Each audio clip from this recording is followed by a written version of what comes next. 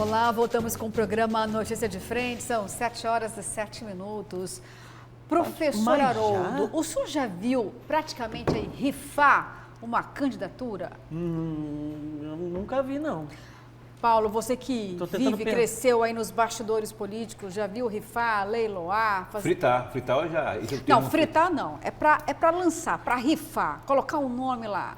Vamos Ah, fazer lançar. aqui, pra lançar, Porque exatamente rifar, isso, eu viu? imaginei, tô rifando aí, Haroldo, eu não quero você mais, tô te rifando, tô te expurgando. É. Agora, Você fala no sentido de colocar qualquer um assim? Exatamente. É?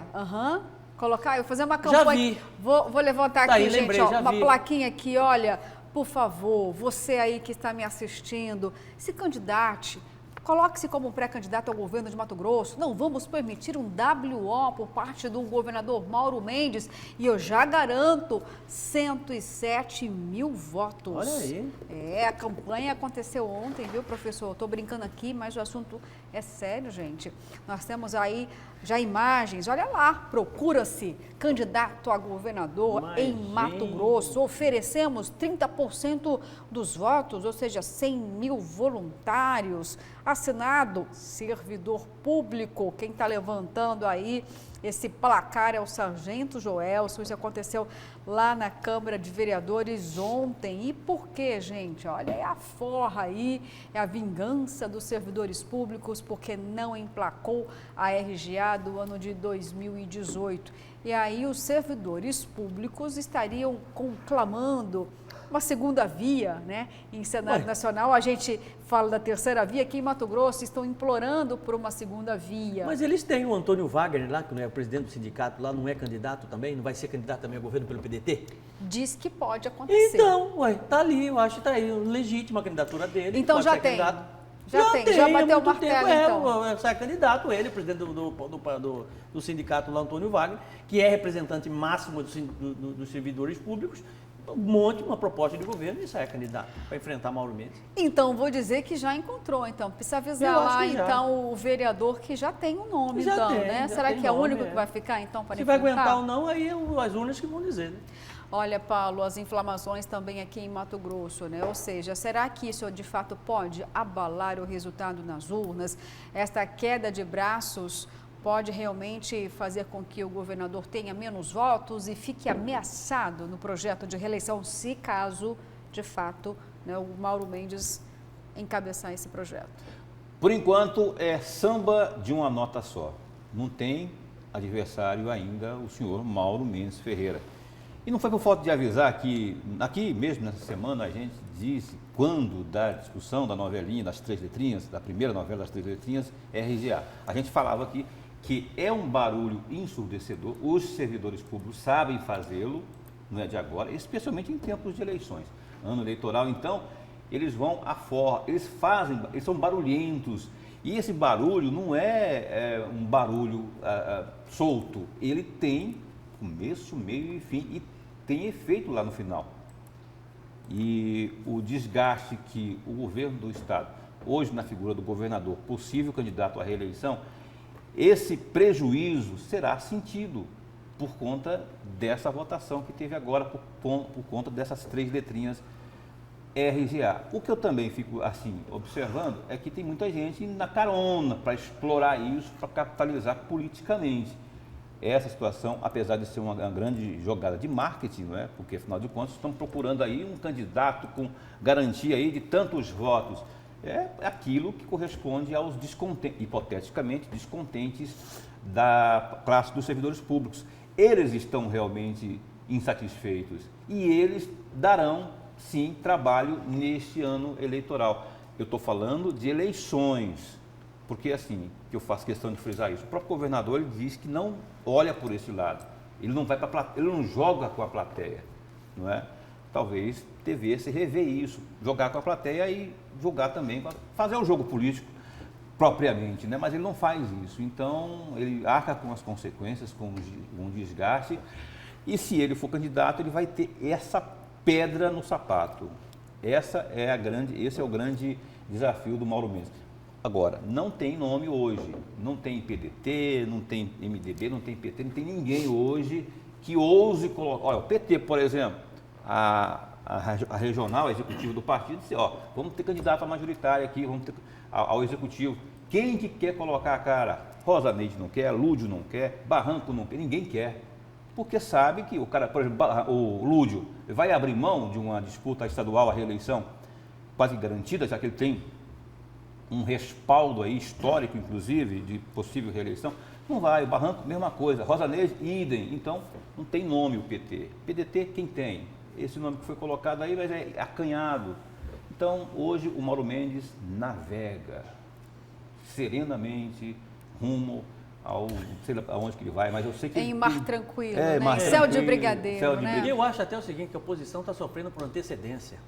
Por antecedência, né? Acham que realmente Mauro Mendes será candidato. Não existe absolutamente nada que confirme isso até agora.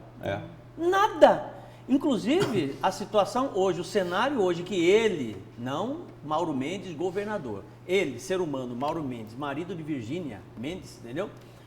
Vive completamente em sentido oposto à possibilidade de ser candidato ao governo do estado de Mato Grosso, abrindo espaço, sobretudo, para o Wellington Fagundes ser candidato ao governo do estado de Mato Grosso. Gente, o que acontece com a oposição é o seguinte, estão sofrendo de transtorno de ansiedade, né? Então, eu acho que não é bem por aí, não. Tá certo. Olha, para a gente encerrar esse tema aqui, é claro que o brilhante Djamil aproveitou essa situação aí. Vamos então para a charge do Djamil, do jornal A Gazeta. Olha só, gente, o que ele colocou aí, o prefeito da capital, Emanuel Pinheiro, brincando com essa situação. E está dizendo aí, alguém aqui disposto a ser candidato ao governo do estado? Colocou 2 cachorrinhos ali, ou seja, qualquer um pode ser, né? Alguém está disposto? Se fosse o vereador Vidal, a gente ficaria até mais, de uma forma mais direta, né, linkado, mas não, foi o sargento Joel, se coloca aí o prefeito falando com os cachorrinhos, gente, os pets. Bom, vamos mudar de assunto, porque agora vamos para falar de economia, um assunto muito delicado.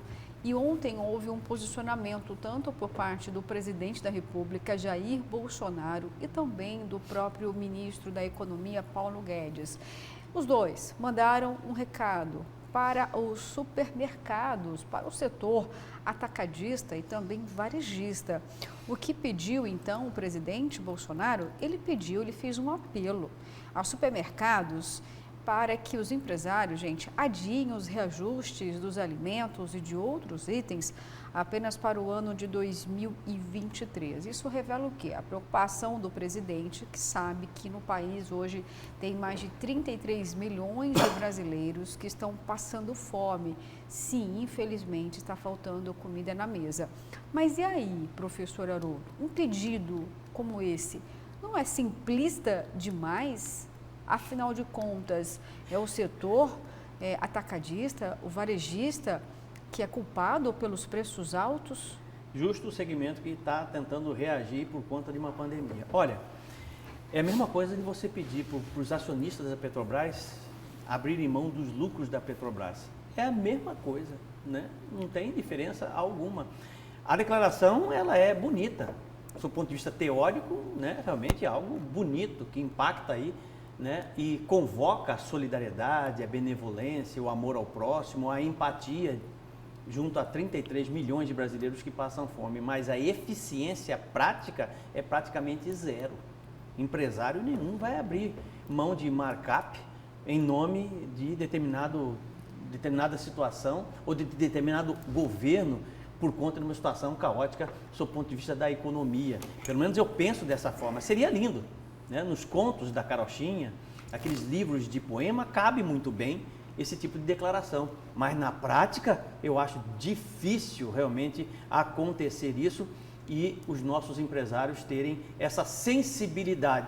Até porque não tem porquê você ter a responsabilidade de reencaminho da economia, é necessariamente do ministro da Economia achar realmente uma solução para que possa colocar o Brasil em um determinado crescimento. E vem acontecendo. O Brasil não é um país que está aí simplesmente largado às traças. Pelo contrário, quando você compara o Brasil com outros países, do ponto de vista de retomada da economia, entre aspas, pós-pandemia, o Brasil realmente está crescendo está crescendo de forma significativa, tem repercussão internacional sob o ponto de vista econômico do seu crescimento, e é isso que importa. O que ele está tentando, né, é buscar junto aos empresários a possibilidade de que eles tenham aí amor à população brasileira, solidariedade às pessoas que estão passando fome e possam diminuir a sua margem de lucro, que eu acho simplesmente fraco, como você bem disse, um argumento fraco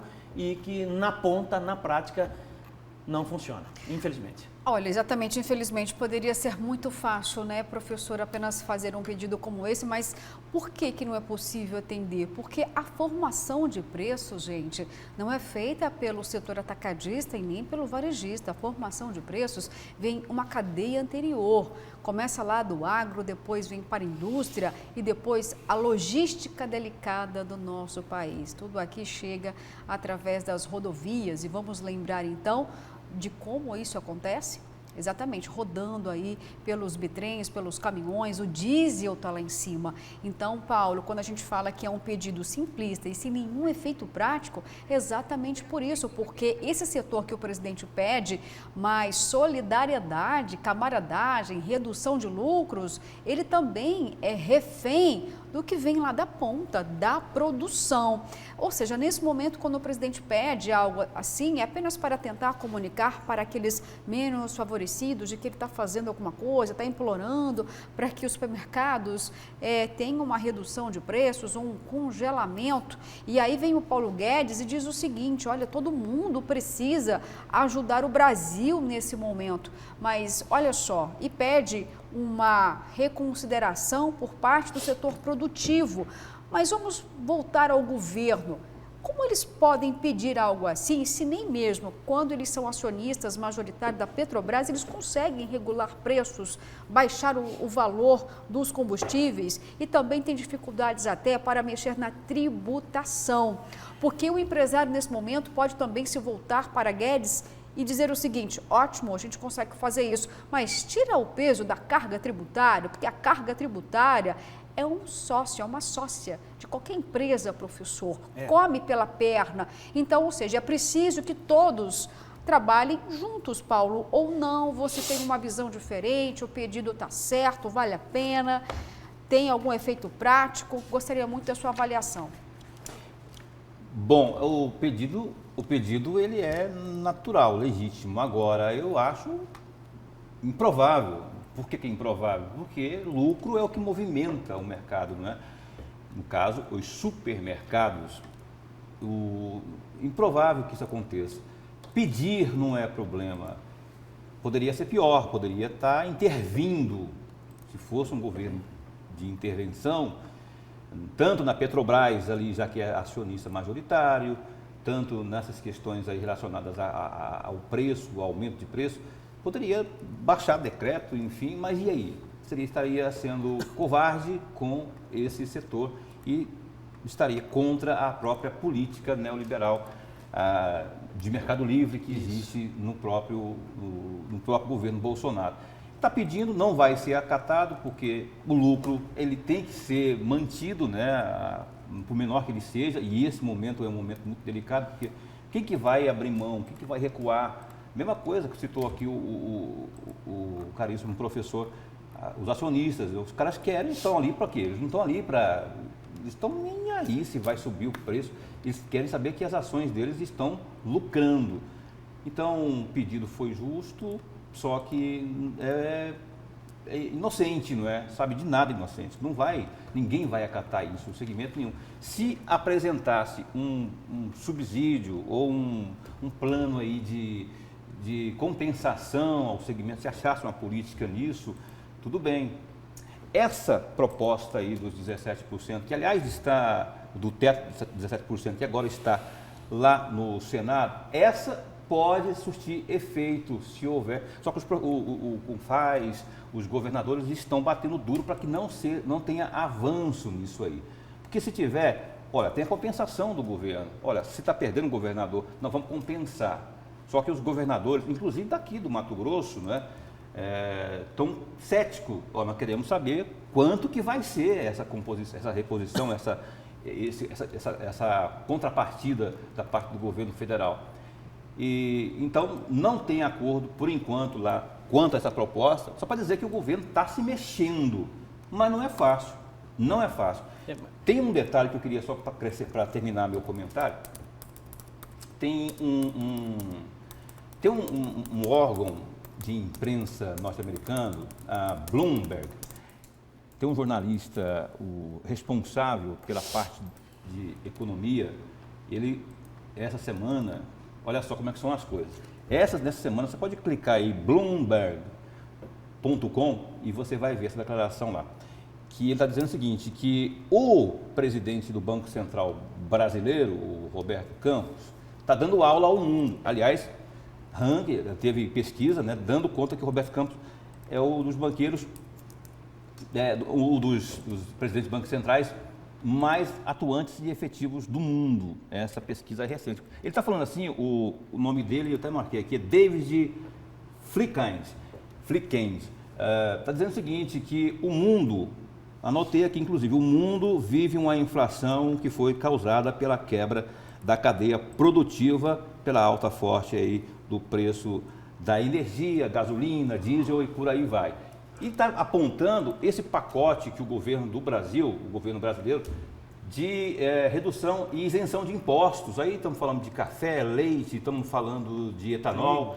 É um pacote, são muitos itens que o governo incluiu aí, zerando, entendeu? Então, o governo está se mexendo, só que não podemos esquecer que há, primeiro, uma crise pós-pandêmica, fica em casa, o custo, o preço está sendo pago agora. E tem uma guerra em curso também. Essa guerra, inclusive, está tendo influência direta e negativa na questão do diesel, do petróleo como um todo. E aí a gente tem que pagar isso. E o reflexo é isso aí. O governo está apelando e não vai ser atendido para que os supermercados evitem de reajustar.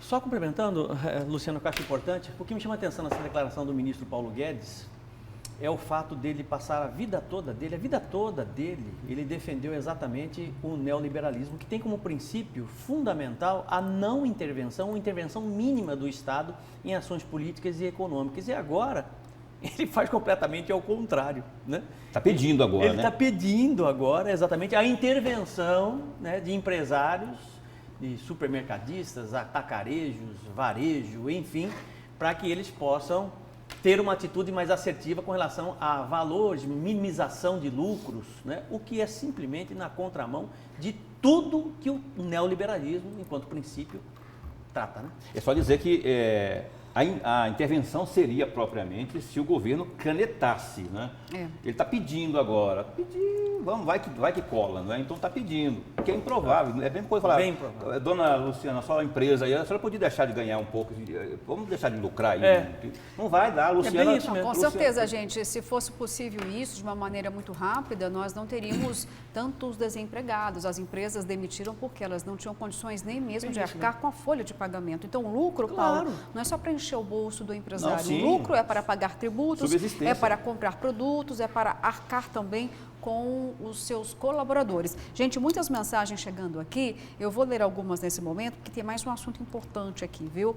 Bom dia, o presidente tem que mudar a maneira da Petrobras corrigir os preços. A Petrobras está assaltando com esses preços. É o Domingos Cirilo, de Várzea Grande. Vou pedir, por favor, para a gente colocar as mensagens agora aqui na tela, gente, porque é importante que os telespectadores tenham mais esse espaço aqui conosco, viu? Olha só, bom dia. Quem mais ganhou dinheiro com a pandemia foram os atacadistas e os supermercados. O governo tem razão. Podem sim rever as margens de lucro. É o Geraldo mandando aqui a avaliação dele a respeito desse tema. Bom dia, bancada. Esse pedido do Bolsonaro, nada menos. Ele só está pensando na eleição dele e eu não caio na dele mais. É o Rosalino de Rondonópolis. Bom dia, bancada. Sobre o pedido do presidente para os supermercados não aumentar preços, me parece muito simplista. O problema está no custo. A aquisição dos itens comercializados dos supermercados não são produzidos dentro dos mercados. Imagino que não repercutirá bem essa fala. É o Aristóteles Cadidé, lá de Rondonópolis. Bom dia, bancada. Sobre o pedido do presidente aos mercados, é apenas mais uma iniciativa. Colaborem. Bom dia, professor Haroldo. Quero aproveitar o programa, dar um aviso a todos os funcionários estaduais que marque bem a cara desses deputados que deu esse presente de grego, votando contra o pagamento da RGA. Vamos usar o troco nas urnas. Tigresa como vice de Simone Tebet, o que vocês acham? É o Lauro do CPA, não vai rolar, viu? Nem o PT quer Tigresa, o Centro Democrático também não vai querer, viu, gente? Bom dia, Luciana. Quero parabenizar vocês pelo programa, que está cada dia melhor. Obrigada pela imparcialidade. Voltando aos nossos governantes, seja na esfera municipal, estadual ou federal, não acredito em mais ninguém, pois eles só visam seus próprios interesses. Temos que nos apegar em Deus para tocar no coração Sempre. desses atuais políticos. Que Deus nos proteja. Amém. Amém. Amém. Bom dia, bancada. Luciana, finalmente há um fio de esperança pairando sobre o Brasil com a senadora Simone Tebet. Na verdade, esta polarização se tornou um tédio. Ninguém aguenta mais. Deus seja louvado. Amém. Sebastião Assis de Rondonópolis. Olha, gente, nesse momento aqui, vou agradecer muito suas mensagens. Um recorde aqui. Obrigada, viu? Mas nesse momento eu preciso jogar a palavra para o professor Haroldo, porque ele quer fazer uma retratação em relação ao posicionamento que o senhor fez ontem do presidente Jair Bolsonaro falando sobre a fome. Exatamente. Tem até na tela aí, professor. Vou aproveitar. O senhor, por favor, fale, né, a respeito do que o senhor disse ontem. Ontem, inclusive em vários portais de notícias, o primeiro que lançou o fake news foi o Globo. Na sequência, os demais seguiram na mesma linha, dizendo que o presidente Jair Bolsonaro tinha dito que, com relação à questão de 33 milhões de pessoas passando fome, e a declaração dele foi a seguinte: e daí? Não sou cozinheiro. E eu trouxe exatamente essa fala e acabei comentando sobre essa fala dele. Felizmente é um grande fake news.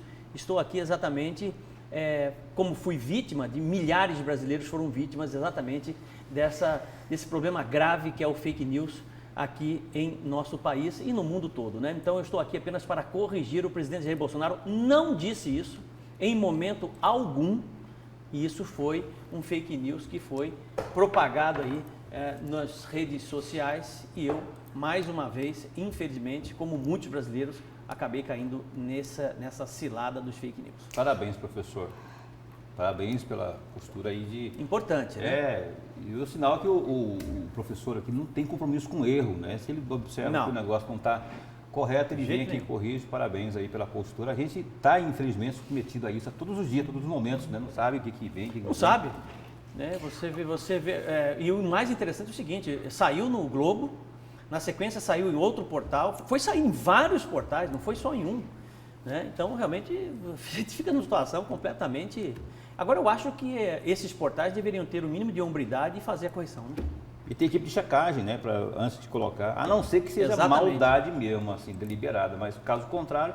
E portais importantes, viu? Né? Não são site pequeno, nada não, são portais de notícia importantes, com repercussões fortíssimas no Brasil todo, inclusive internacionalmente. Tá certo, gente. Olha só, professor, rapidinho aqui vamos comentar, porque algo que não é fake news, é verdade, viu? Eu estou falando agora da Flávia Arruda, que grava programa do PL para convencer mulheres a votarem em Bolsonaro. Vou lembrar que ela é a ex-ministra da Secretaria de Governo, tá? Do presidente Jair Bolsonaro, e deve estrear hoje, viu, gente? Ou até amanhã, no sábado, a inserção do PL, que deve ir, então, ao ar a partir de sábado. A intenção é o seguinte: a romper a resistência do eleitorado feminino a Bolsonaro. A Flávia aceitou na hora o convite e o filmete já foi até gravado. Então, a ex-ministra foi escolhida por reunir qualidades positivas. Ela é bonita, bem-sucedida, bem articulada e passa a ideia de uma mulher poderosa. Justamente por esses elementos aí é que o PL fez escolha pela ex-ministra. Lembrando também que existe uma cobrança em relação à própria Michele Bolsonaro. A realidade, professor, é que o PL queria muito a primeira-dama para estrear, mas não aconteceu. Nós não temos ainda a confirmação do real motivo de, até o momento, a esposa do presidente recusar. Ela ia sofrer ataques imediatamente após essa fala dela, a Michele Bolsonaro. Imediatamente, né? E isso é um desgaste muito grande. Obrigada, professor. Desculpa interrompê-lo, Não, mas sem é que o problema. programa acabou. Mas olha, segunda-feira, Que às 6 pena. horas da manhã. Paulo, obrigado tem por sua muito presença. mais, exatamente, bem lembrado. Agradeço muito sua participação. Eu que agradeço. Segunda-feira, Daniel Pettingil de novo. Obrigado, Paulinho. Bom fim de semana, que Deus nos proteja sempre. A todos. Amém, gente. Até segunda, às 6 horas em ponto. Obrigada.